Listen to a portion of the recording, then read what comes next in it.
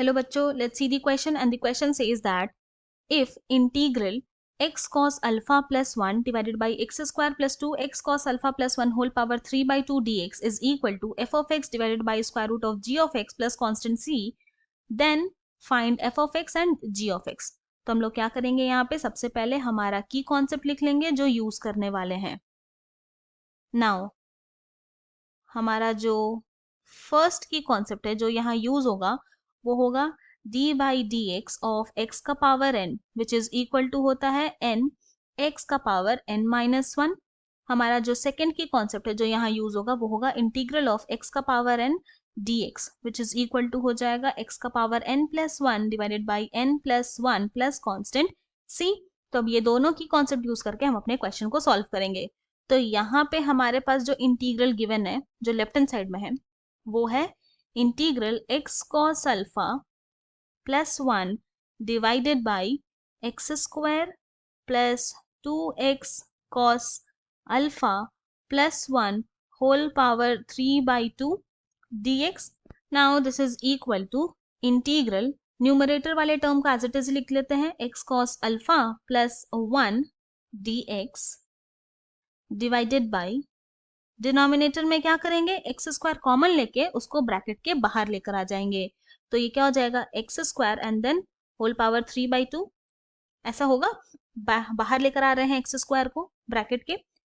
अब हमारे पास फिर क्या बच जाएगा, हमारे पास बचेगा 1 plus 2x cos alpha divided by x square plus 1 by x square and then whole power 3 by 2. तो यहाँ पे एक्स एक्स कैंसिल हो जाएगा. तो अब हमारे पास क्या बचा, हमारे पास यहाँ पर आ जाएगा i is equal to integral x cos alpha plus 1 divided by x square whole power 3 by 2 x cube हो जाएगा and then multiplied by 1 plus 2 cos alpha by x plus 1 by x square whole power 3 by 2 and then dx. Now अब इसको थोड़ा simplify करते हैं. तो हमारा जो इंटीग्रल आई है इज इक्वल टू इंटीग्रल, यहाँ पर आ जाएगा, इसको लिख सकते हैं इस तरह से x cos alpha by x cube plus 1 by x cube and then divided by 1 plus 2 cos alpha by x plus 1 by x square whole power 3 by 2 dx. तो अब क्या करेंगे, इसको थोड़ा अच्छे से लिखेंगे इंटीग्रल को. Integral x cos alpha by x square plus 1 by x cube divided by 1 plus 2 cos alpha by x plus 1 by x square whole power 3 by 2 dx. Now क्या करते हैं, लेट कंसिडर कर लेते हैं 1 plus 2 cos alpha by x plus 1 by x square को t square. Now both the side differentiate करेंगे with respect to x.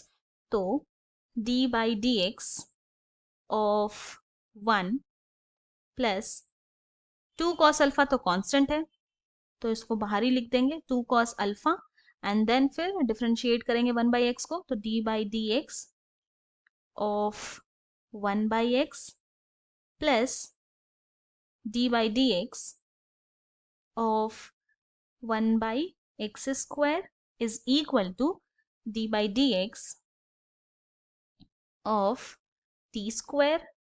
तो this implies 1 को डिफ्रेंशिएट करेंगे तो 0 हो जाएगा प्लस 2 cos अल्फा डिफ्रेंशिएट करेंगे 1 बाई एक्स को तो यहाँ पर आ जाएगा माइनस 1 बाई एक्स स्क्वायर. फिर उसके बाद जब हम लोग 1 बाई एक्स स्क्वायर को डिफ्रेंशिएट करेंगे तो यहाँ पर आ जाएगा minus 2 by x cube and then this is equal to t square को डिफ्रेंशिएट करेंगे 2t dt by D x हो जाएगा. नाउ दिस इम्प्लाइज, अब क्या करेंगे, माइनस 2 कॉमन लेंगे तो हमारे पास क्या आ जाएगा, cos alpha by x square plus 1 by x cube is equal to 2t dt by D x. 2 cancel हो जाएगा तो हमारे पास यहाँ पे क्या आ जाएगा, this simplify cos alpha by x square plus 1/x³ dx is equal to हो जाएगा -t dt। तो हमारा जो इंटीग्रल आई है वो इक्वल टू हो जाएगा minus integral t dt divided by T square का power 3/2 which is equal to हो गया minus integral T D T divided by T square का पावर 3/2, तो ये हो जाएगा t³। Now this is equal to क्या हो गया माइनस इंटीग्रल t का पावर 1 -3 dt, तो विच इज इक्वल टू हो गया माइनस इंटीग्रल t का पावर -2 dt। तो अब हम लोग यूज करेंगे हमारा सेकेंड की कॉन्सेप्ट, तो i इज इक्वल टू हो गया माइनस t का पावर -2 को जब हम लोग इंटीग्रेट करेंगे तो हो जाएगा t का power -2 + 1 by -2 + 1 and then plus constant c। तो दिस इज इक्वल टू हो गया t का पावर -1 प्लस कॉन्स्टेंट c, तो दिस इज इक्वल टू हो गया 1/t plus constant c। Now हम लोग क्या किए थे, हम लोग 1 + 2 cos α/x + 1/x² को t स्क्वायर माने थे। तो यहाँ से हम लोग क्या बोल सकते हैं, t इज इक्वल टू क्या हो जाएगा, ये होगा √(1 + 2 cos α/x + 1/x² होगा ये।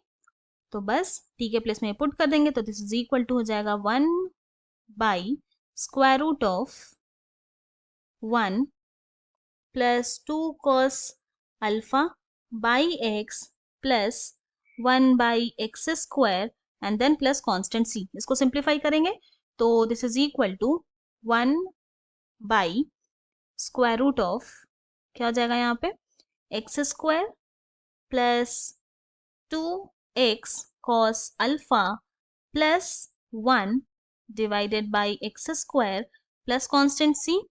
Now this is equal to यहाँ आ जाएगा x divided by √(x² + 2x cos α + 1 and then plus constant c।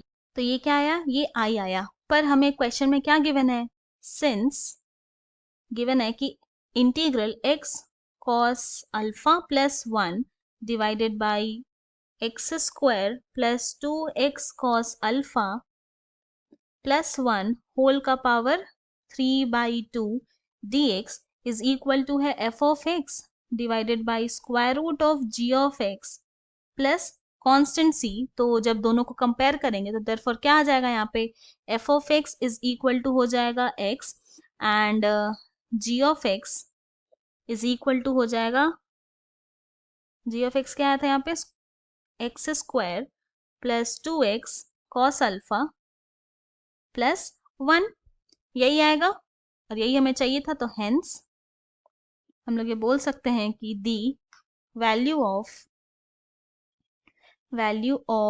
f(x) is x and g(x) is x² + 2x cos α + 1। ये हमारा फाइनल सोल्यूशन है। I hope you have understood it well. Thank you and best of luck.